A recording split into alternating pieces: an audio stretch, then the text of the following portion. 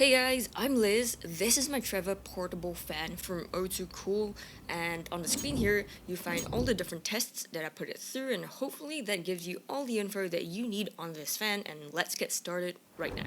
First up, we have the unboxing. I picked up this O2Cool Treva Fan from Amazon a few months ago. Here's what it looks like when it's brand new. I'll try to show you all sides of the packaging right now, just in case you want to check out what it looks like. Now I'm going to unbox it and show you what I got out of the box. I got the fan itself, a provided AC adapter, and that's the empty box there with nothing left inside it. And that's everything I got. The Treva fan has only two fan modes. You can see them both on the power switch here.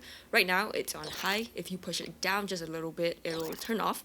And if you push it down all the way, it'll go to the low fan mode. And that's all the modes it has. Now let's test for the different speeds of each different mode using this mini anemometer. When I turn the fan on to the low mode and when I hold the anemometer right in front of the fan, I got a reading of about 2.2 to 2.3 meters or 7.4 feet per second. Now I'm going to turn the fan on to the high mode, hold the meter right in front of the fan again, and this time it shows me a reading of about 2.6 meters or 8.5 feet per second. And depending on how the meter is placed, it can sometimes go up to 3 meters per second too, or almost 10 feet per second. And to test for the noise level, I got this separate sound meter. Here's the base sound level with the Treva turned off, and the reading comes in at about 40.5 decibels. On the low speed, the sound meter goes up to about 53 decibels, and on the high speed, the sound meter goes up further to about an average of 57 decibels. And when I turn the fan off, it drops back down to the 40 decibel range. Now, if you're wondering what this fan sounds like, I'll turn it on now and let you hear it.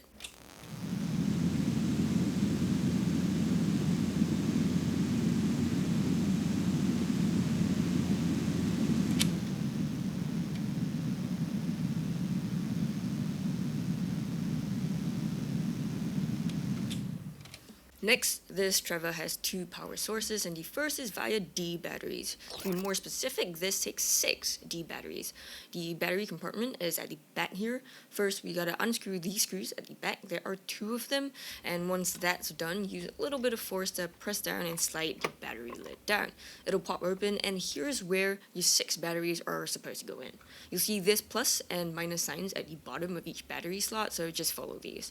When you see a plus, slide the battery with the plus side in, and the same with the minus.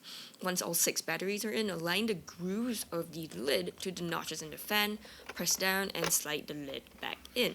Then screw it back in and you're good to go. The screws shouldn't be poking out anymore and should be flushed with the surface. When using the 6D batteries, what are the run times of the Treva fan?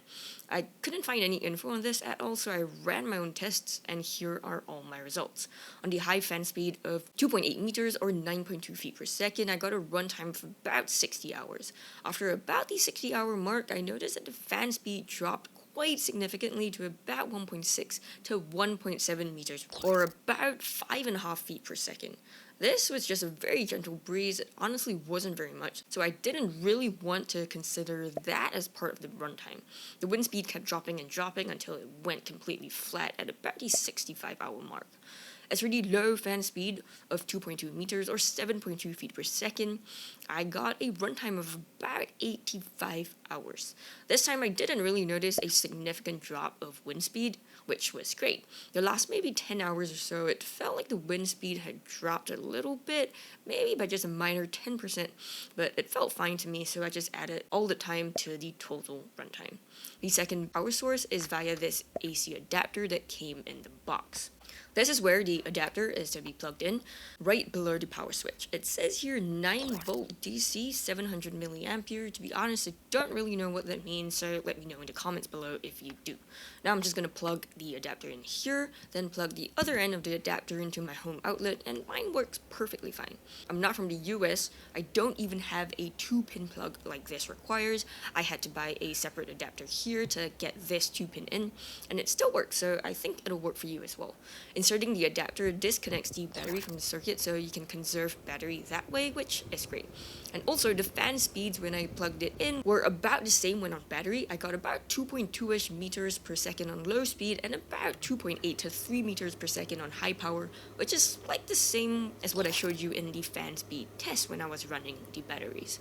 To test for airflow distance, I sat indoors with no external wind. I put the anemometer up close to the fan and slowly increased the distance from the fan until I found a spot where the meter hit a 0 reading. Watch the face of the meter here. It slows from 0.8 to 0.4 to 0 right here. This distance right here is about 138 inches, and that's the Treva over there. 138 inches is about 11.5 feet, or about 3.5 meters. I did the same test with the low fan speed, and that gave me a max distance of 94 inches, or about 7.8 feet, or about 2.4 meters. And that's all the info you need on the airflow distance. When it comes to tent camping, the max distance of 138 inches is actually bigger than a 6-person tent. But I found out that the airflow at the other end of my 6-person tent isn't even strong enough to spin this windmill. In fact, it cuts off at about the 80 to 90 inch mark or so. At the other end of the tent, I could feel a little bit of a breeze from the fan, but it's not enough to cool anyone down. So if you're thinking of buying just one of these for a big tent, like a 6 to 10-person tent, it's not gonna work. I think 6P is the max, and even that's a little bit too much of a stretch. Smaller would be better. I also noticed that the base isn't the biggest, it's actually kind of narrow, and when I bring this camping, it'll sometimes just fall over on its own, which isn't great. At the back of the fan, you'll notice this little finger groove right here, and that's for you to place your hand and pick up the fan like so. Honestly, I didn't think it was much of a handle, but I guess it works fine. As for waterproofing, this Treva doesn't have an IP rating, but I'm just gonna rain test it anyway. And after about 30 minutes of moderate rain, I put some shots of the rain testing on the screen here for you to check out. It actually held up fine. Both the low fan speed and high fan speed still worked, but, and of course there's a but here, the battery compartment had water all around the rim, so I definitely don't think this was meant to take much rain. The entire fan is made of plastic and it felt fine for the most part, but I thought the grills of the safety cage felt a little bit flimsy. You can easily just press it in with a little force. As for weight, the fan with all the D batteries came in at about 64.4 ounces, which is about 1.8 kilograms if you need that conversion. And that's because D batteries are heavy, and mine were about 30 ounces altogether, or 854 grams. Now the Treva alone weighed just slightly less than 1 kilogram, or about 34.5 ounces. The pack size of the fan came in at almost 12 inches by 12 3/4 inches, which is about 30 by 32 centimeters at the front of the fan, and the depth is, like I said, kind of narrow, so that's about 2.8 inches or 7 centimeters. As for the fan size, is it really 10 inches?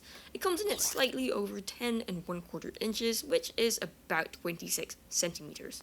And as for the blade diameter, I would say that's about 9 1/4 inch across, which is about 23.5 centimeters. The number one pro of this Treva is price, and that's the main reason I bought it. See, I have another camping fan, the 10-inch Geek Air camping fan, and boy, that is not a cheap camping fan. So I did a quick search on Amazon for a 10-inch portable fan, so I could buy and then compare both these fans for you, and this was easily the cheapest one I found. I paid just about 30 USD for it, though you might be able to get it for even cheaper at the current price depending on when you're watching this video. So that's the number one pro. Price. The next pro is that even on the low mode, it actually moves quite a good amount of air because it's so big, and it was able to cool me down quite a bit. The run times on this fan are good when powered by battery, between 60 to 85 hours depending on which mode you use, and that's almost an entire week of camping, which is great. The next huge pro of this fan is the 2 different power sources, and this is the only portable fan I have that has 2 power sources. This is especially great if you plan on going RV camping, or if you have an external power plug to plug it into. So that's my number one recommendation here. My second recommendation is if you're planning on going tent camping, this isn't exactly the very best fan for you because it's best used on completely flat or even ground. If you put it down on a campsite floor or even your tent, the smallest gust of wind can blow it over, which, isn't great for tent camping.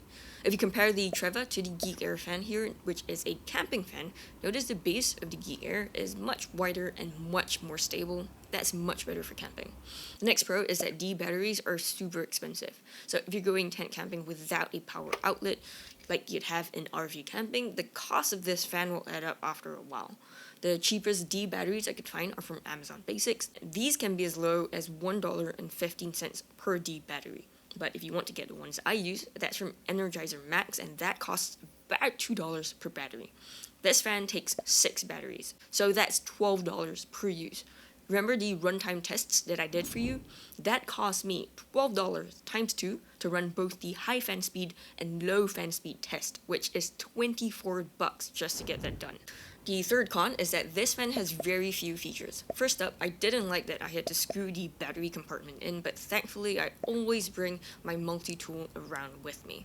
It's also not a very user-friendly battery compartment too, and it takes a little getting used to.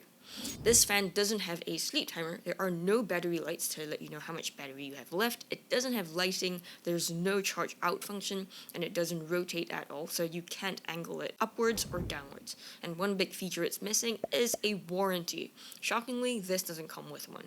Overall, I think it does do what it's supposed to do. It's supposed to be a desktop fan, which you can sometimes take outdoors. The best use is definitely indoors, desktop, RV camping, and even for emergencies if you have a stash of D batteries. For tent camping, maybe not so much though. If you're looking for a great camping fan, check out this video on the screen here because you'll definitely get your answer there. Thank you so much for watching this, and I'll see you in that one.